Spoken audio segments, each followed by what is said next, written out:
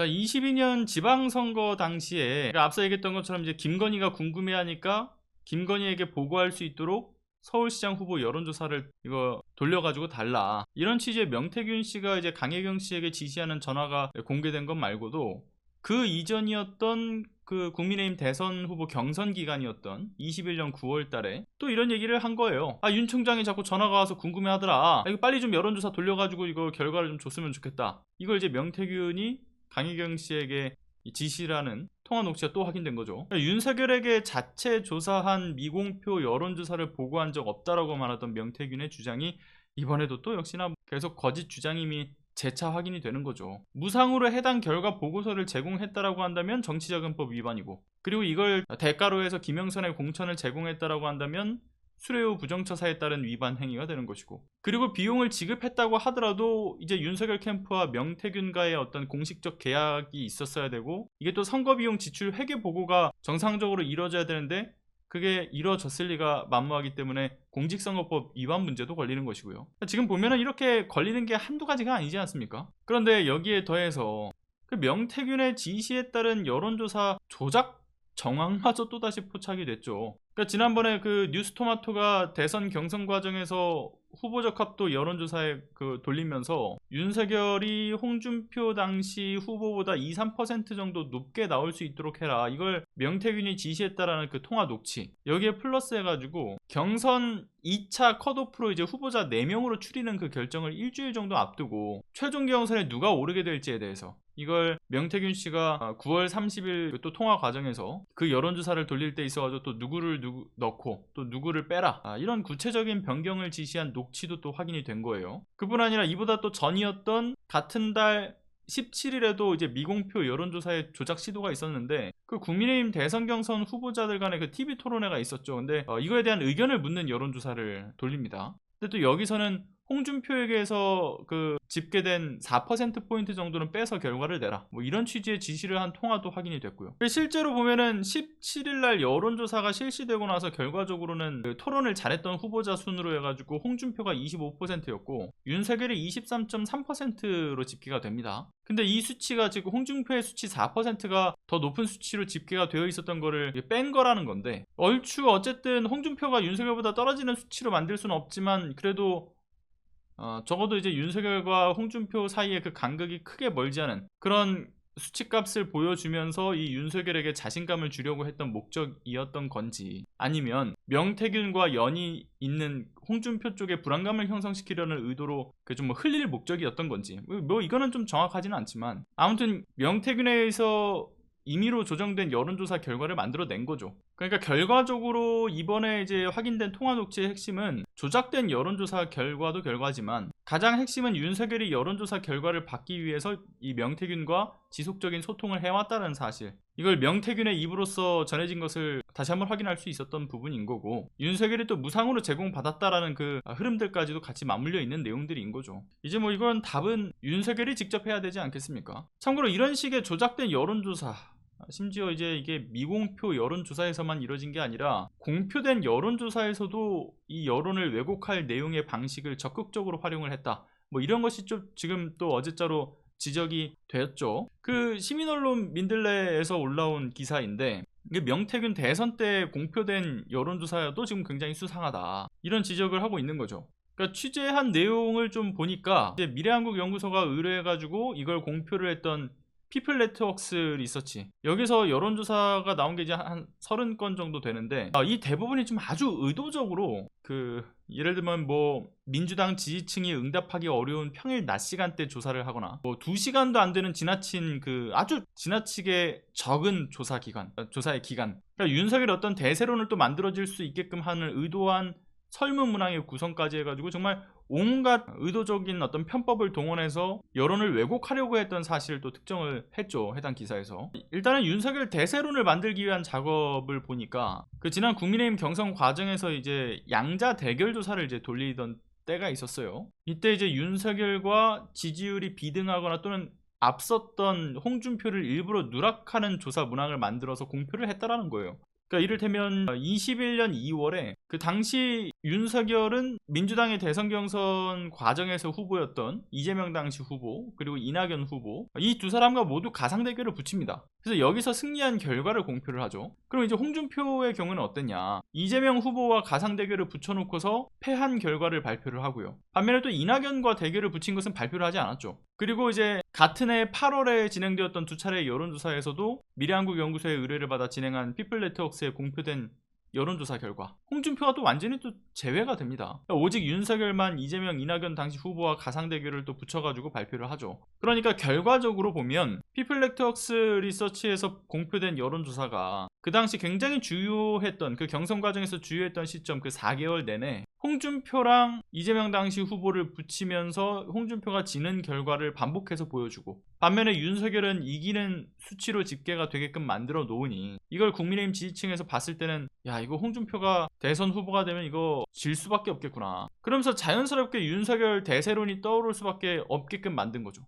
그러니까 여론을 선동하는 불법 행위가 있었던 건데, 그뿐 아니라 이제 윤석열이 최종 국민의힘 대선 후보로 선출된 직후였던 시기에 이제 돌렸던 여론조사에서도 이런 의심스러운 정황은 또 한둘이 아니더라고요. 그러니까 이를테면 21년 12월에 피플네트웍스 리서치가 돌렸던 12월달 3건의 여론조사, 이걸 보면 모두 이걸 평일 정오 전후로 해서 3시간 동안 집계한 내용을 결과를 발표를 합니다. 그러니까 민주당 지지층이 모여있는 30대에서 50대 사이에 그 통계가 배제된 결과를 의도한 것으로 보여지는 시간대를 설정한 거죠. 실제 이런 의도를 특정할 수 있는 또 다른 정황을 보면 같은 리서치 회사에서 돌린 21년 7월에서 8월 사이, 그러니까 경선 과정이었던 당시를 보면 주말에 합니다. 주말에 오전 11시부터 해서 오후 9시까지 그렇게 주말에 여론조사를 돌렸던 것과 비교를 하면 좀 큰 차이가 있죠. 이걸 이제 관련 업계 종사자들 역시도 지적을 하는 거예요. 이거 의도적으로 윤석열에게 유리한 집계가 이뤄지도록 작업을 친 거다. 그렇게 해서 공표를 해서 조작 효과를 볼 수 있는 방식이다. 업계 관계자들조차도 이제 지적을 하는 부분인 거죠. 그뿐 아니라 자, 지금 이게 앞서 보신 그 기사에서 공개한 자료인데 21대 대선과 관련해서 피플네트웍스 리서치의 여론조사의 지금 한 3분의 2가량이 조사 시간이 10시간 이하입니다. 굉장히 짧은 시간 안에 무려 10만 명이 넘는 사람들에게 전화를 다 돌려가지고 이걸 이제 샘플값, 그러니까 1000명의 응답을 받아냈다라는 거예요. 근데 이게 보통 여론조사 업계에서 이걸 이 짧은 시간 동안에 전화를 다 돌려가지고 샘플 1000개를 만들려고 한다면 자금이 충분해야 된다라는 거예요. 그러니까 지금 가진 자금이 굉장히 많으니까, 그러니까 총알이 많으니까 그거 다 때려넣고 모든 회선을 총동원을 하면 이 시간 안에 가능은 하다. 근데 우리가 간과해서는 안 될 부분이 뭡니까? 그 당시 미래한국연구소의 재정 상태가 이걸 총동원시킬 만큼 충분하지 않았다라는 점인 거죠. 그 당시 재정이 이 여론조사를 그러니까 지속적으로 돌려서 만들어낸 값을 가지고 그걸 또 이제 윤석열에게 보고를 하는 그 여러 차례 어떤 과정들 속에서 돌릴 수 있는 총알이 부족하니까 그 당시 지방선거 국민의힘 예비 후보자들한테 삥 뜯어가지고 이걸 자금을 댔다. 지금 그런 이야기들이 나오고 있지 않습니까? 그 당시 재정 상황이 그런 상황이었는데 이게 가능했을 리가 없는 거잖아요. 그렇다고 뭐 윤석열 쪽에서 돈을 준 것도 아닌 거고. 특히나 이런 여론조사 중에서는 이제 한 10일만 거의 한 2천여 명에 가까운 사람들한테 전화를 돌려가지고 1008명이 응답했던 21년도 5월 23일자 여론조사가 있는데, 이거 지금 빨간색 지금 체크박스 보이시죠? 저 빨간색 박스. 단 1시간 50분 만에 조사를 이뤄냈다라는 겁니다. 11만 2천여 명에 가까운 사람한테 다 돌려가지고. 이게 도대체 어떻게 가능했겠냐라는 거예요. 게다가 이렇게 짧은 시간에 1000개의 샘플을 확보했다라고 한다면 이 자체만으로도 이게 뭐 연령별 집계라든가 지역별 비례성이나 대표성 이런 거 다 싹 다 무시된다. 객관적인 조사 결과로 볼 수가 없다. 그렇게 지금 업계에서는 지적을 하고 있는 거죠.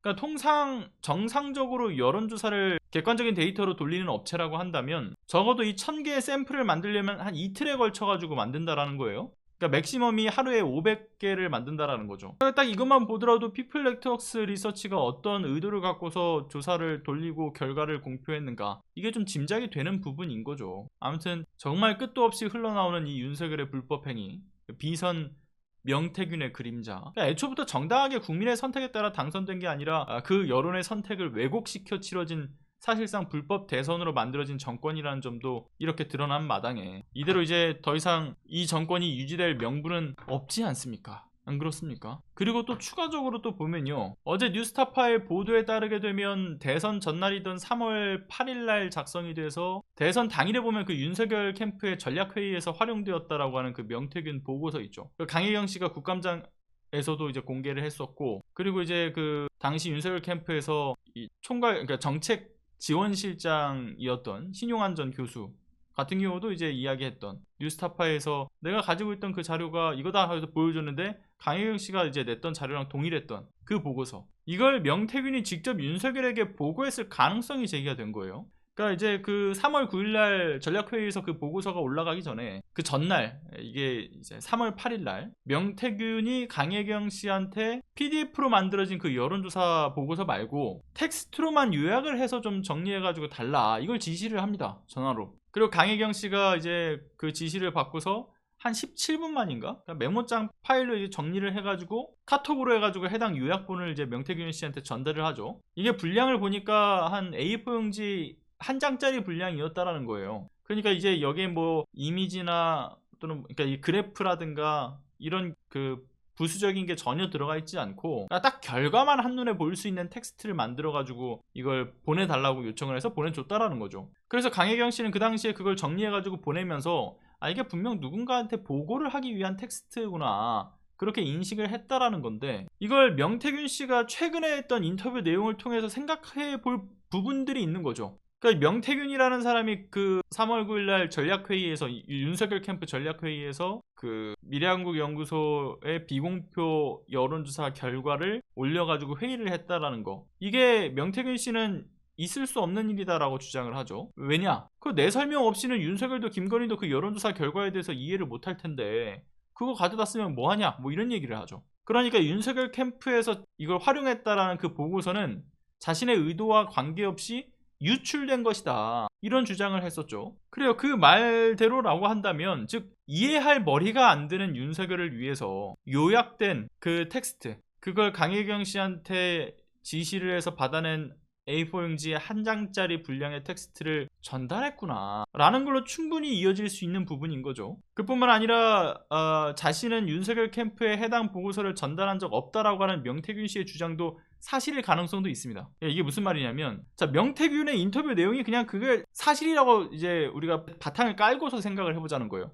일단 첫 번째는 정말 이 무식하니까, 김건희 말 따라 무식하고 아주 철없는 오빠 명태균 씨 입장에서도 이 저 무능하고 무지한 사람한테 이 여론조사 결과에 대해서는 전달을 해야 되는데 이걸 보고서를 전달해도 이해를 못해. 그리고 최근에 보면은 저기 장영선 기자의 취재 편의점인가요? 거기서 이제 인터뷰했던 내용에서 명태균이 뭐라고 얘기합니까? 5살짜리 애한테 총을 쥐어준 꼴이라고 이야기하잖아요. 그 정도로 이제 이 윤석열을 굉장히 그 지능적으로 낮은 사람으로 명태균은 지금 보고 있었다라고 보여진단 말이에요. 그가 인터뷰했던 내용들까지 그럼 종합을 해보면, 이걸 요약했던 것과 플러스해서 PDF 그 보고서 자료 30페이지 이상의 그 보고서까지 윤석열에게 한 번에 보냈을 가능성이 있다. 그러니까 윤석열 당시 후보자 이외에는 캠프 관계자들과 일체 연락을 한 적이 없다라고 하는 명태균이잖아요. 그러니까 즉 이 말은 캠프에서 명태균 보고서를 입수하거나, 그러니까 명태균이 전달한 게 아니라 윤석열 당시 후보자에게 전달이 돼서 윤석열이 캠프로 내려보낸, 그러니까 역순일 가능성이 매우 큰 거죠. 그러니까 그 말을 아주 교묘하게 꼬아놓은 거라고 봐요. 나 캠프에 전달한 적 없다. 캠프에 전달 안 했겠죠. 윤석열에게 직접 전달했으니까. 그러니까 윤석열 본인은 정리된 메모장 보면서 이게 이 말이구나 라고 이해를 하는 거고, 그 윤석열이 그 무식하고 무능해서 이해하지 못했던 그 결과 보고서 30페이지 이상의 그 PDF 파일은 야 이거 가지고 전략회의 해 하고 이제 캠프에 내려보낸 것 아니겠느냐, 그런 흐름들 이런 게 좀 짜맞춰지는 거죠. 그런데 이와 같은 사실에 있어서 중요한 것은 검찰의 이 관련된 명태균의 휴대전화 기록, 그리고 이 어떤 이 카톡을 다 확보를 했던 상황이기 때문에 지금 확보를 다 하지 않았습니까? 압수수색하면서. 그럼 이 보고서를 캠프에 전달한 사람이 누군가? 그 강혜경 씨도 압수수색해서 다 검찰이 가지고 있잖아요. 그러니까 강혜경 씨에게 지시해서 만들어낸 A4 용지 한 장짜리 요약본을 그 명태균이 받아가지고 누구에게 전달했는가? 검찰은 이미 알고 있을 거라는 겁니다. 그러니까 만에 하나 전달받은 대상이 윤석열이라면 검찰은 또 열심히 지금 머리를 굴리고 있겠죠. 이걸 또 어떤 방식으로, 어떤 명분으로 이걸 둘러대야 하나, 저 명태균이라는 벌집을 어떻게 좀 제자리로 돌릴 수 있나. 그런데 보통 좀 상식적으로 생각을 한다면 이쯤 되면 돌리기에는 늦었다, 이런 생각을 해야 될 텐데 여전히 윤석열, 김건희의 로펌 역할을 자처하는 검찰이 뭘 하겠습니까? 결국 이 정권과 운명을 함께할 셈이 아닌가라는 생각이 드는 이 모습들을 계속 보이고 있죠. 그러니까 이 탄핵과 검찰 해체 수순에 가까운 개혁은 결국 하나의 과제가 되었다. 검찰 스스로 그 운명을 함께 하겠다라고 하는데 뭐 들어줘야죠.